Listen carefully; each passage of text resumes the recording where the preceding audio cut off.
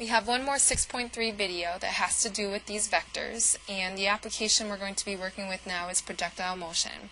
Our objectives are to apply these vectors, which we know have an x and a y component, or a horizontal and a vertical component.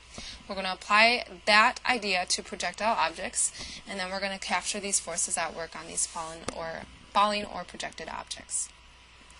A projectile object, as defined at this website down here, and we're going to be using this physics classroom website a lot as we do this application, but a projectile is an object upon which the only force acting is gravity. So you can look at these different types of things that are projected. You can throw something straight up and straight down. That's the second one here. You could also just drop it. Gravity's working on it. And you can also just throw up and out. So it's like playing catch with a brother or sister here. So that's the idea of these different kinds of projectile situations. So here I also want to show you, alright, let's say that we have a cannon that's shooting this ball off. We have to take into account that gravity is the only force that's working, and if there wasn't any gravity, this straight path is what it would take.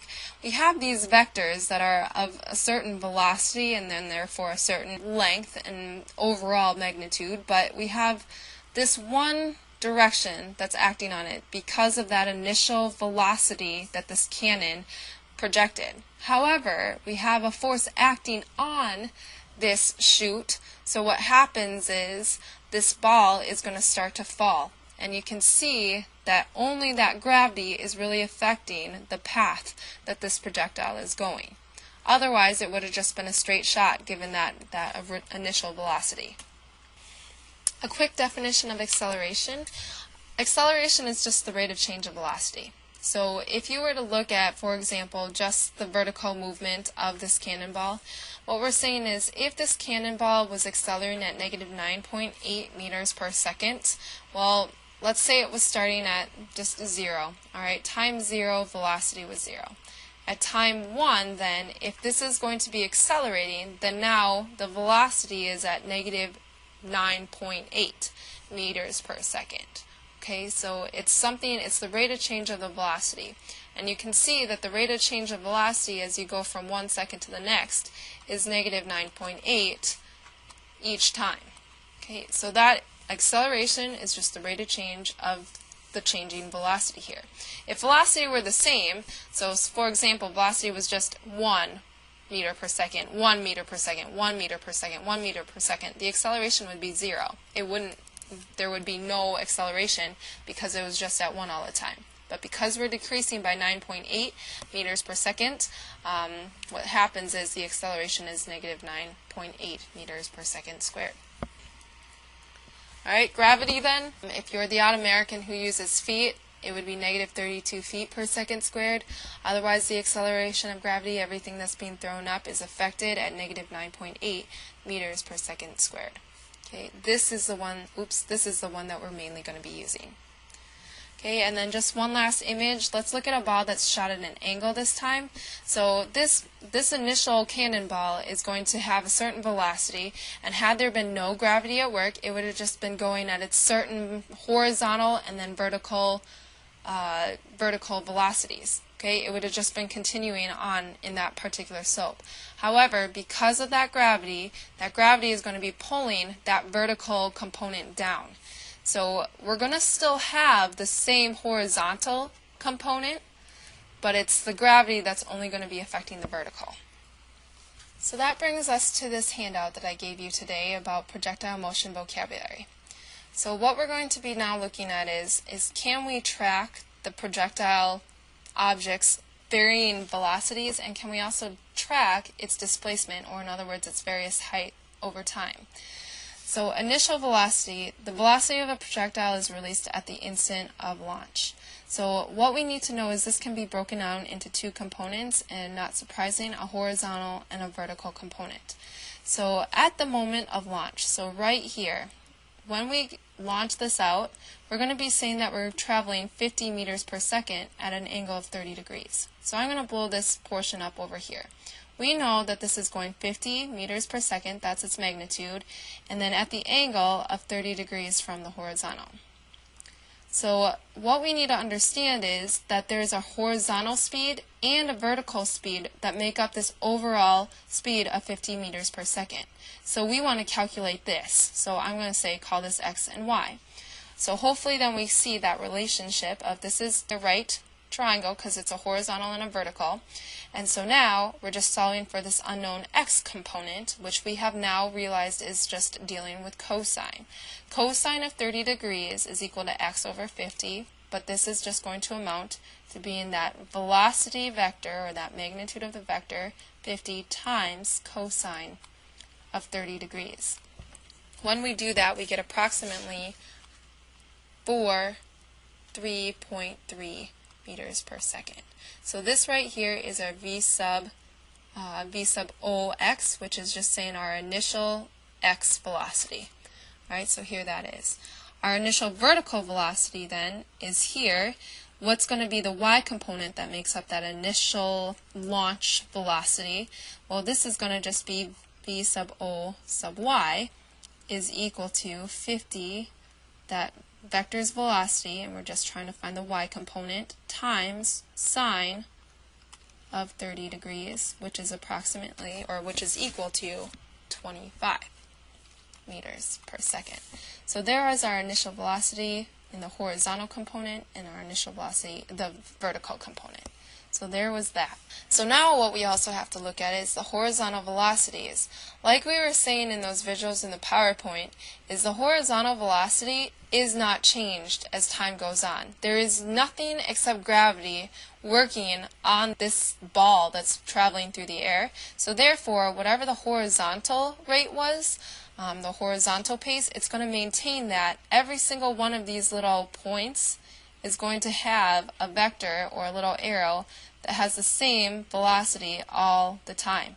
Okay, and that velocity is going to hold at that initial velocity at which it was launched. So I'm going to fill this table out right down here, and then, the horizontal velocity table. At time 0, well, we just found that the initial velocity was 43.3 always. So it was 43.3, and then therefore then at time second 1, it's still going to be 43.3.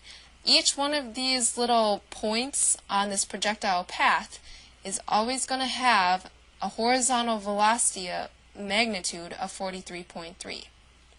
43.3, 3 is 43.3, and then at time 4, it's still 43.3 because gravity is not affecting the horizontal amount. It's this vertical velocity that we do have to take into account now. So at time 0, 1, 2, 3, and 4, there is a rate of change happening on this velocity. So if you look up here, what we're going to do is take negative 9.8 times the time plus that initial velocity of our vertical. So if we looked at our vertical velocity, it was at 25. So at time 0, that was the instant it released. No gravity was working on it at that very instant. So that's just 25, and this is meters per second. Okay. At time 1, though, gravity has had a chance to influence it. And at negative 9.8, that's the acceleration rate, so that's the rate of change. We're going to subtract 9.8 from this. So we're going to get then 15.2 meters per second. Okay, and then if you wanted to calculate this too, we could take 25 plus that negative 9.8 times 2, or you can just subtract off 9.8 from here, and we're going to get 5.4 meters per second.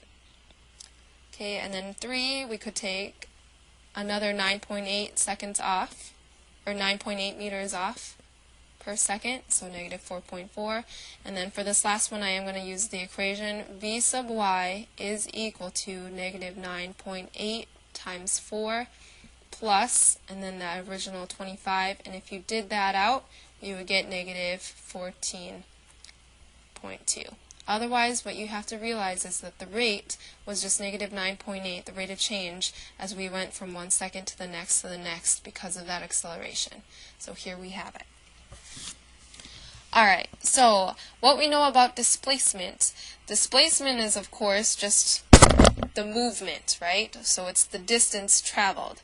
So horizontal displacement, we know, is normally just speed times time is equal to distance. So if you do look up at our velocity, our horizontal velocity, we know that every single second it's moving about 43.3 meters per second. So if we do know that, then we can just take that times our time. So again, I'm going to be filling out 0, 1, 2, 3, 4, and we're going to track the horizontal displacement of this object being projected. So at time 0, we're going to use this equation right here. Oh, sorry. We're going to, this should be x, and this should be y. So what we're going to be using then is x is the velocity that we calculated over in this table times time. So at time 0, we're going to have 43.3 times 0. That's going to get us just 0. At 43.3 times 1, because we're going to let it go for 1 second, we're at 43.3. And hopefully that's kind of making sense because, again, the horizontal movements are never changing. They're just this constant rate of change of 43.3 every second. So 43.3 times 2, we're going to go with that velocity, that x velocity times the 2, and we're going to get 86.6.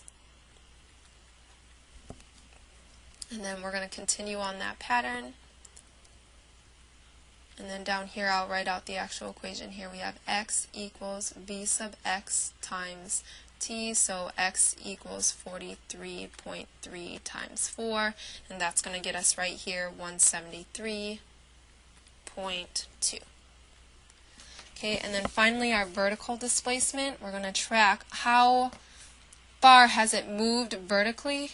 Well, at time 0, we're going to be wherever we started in height. So you'll notice here, and I have to make a change, I had negative 9.8 here before, it should be negative 4.9.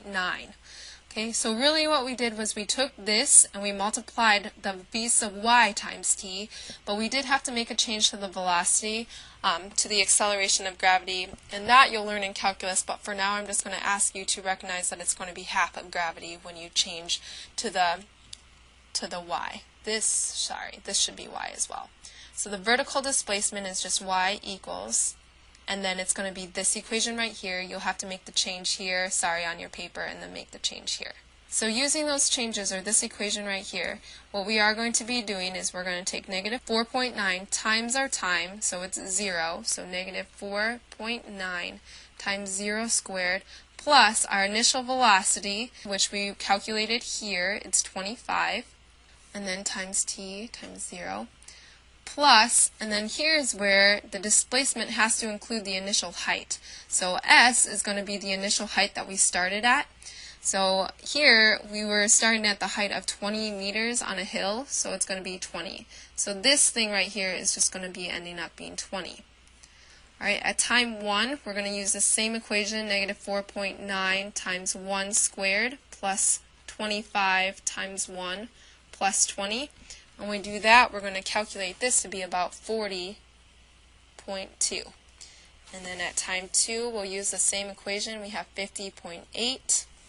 At time 3, we're going to be at 51.8. And then at 4, we're going to be at 43.2. And again, that was just using the equation that we got from above. Alright, so there you have it. We'll be working with this in our program.